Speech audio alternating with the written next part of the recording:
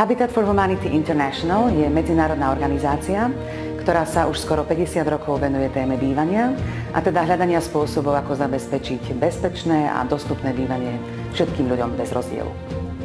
Tento projekt vo Valašskej je pre nás veľmi podstatný, lebo reálne dokazuje to, v čo úprimne veríme a v čo aj hlásame.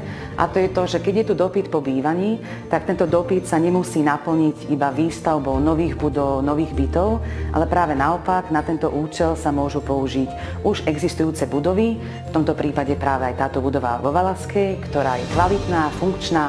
Táto budova sa zrekonštruuje na byty, sociálne byty, ktoré sa následne poskytnú ľuďom, ktorí to potrebujú, za cenu, ktorá je nižšia ako tá trhová.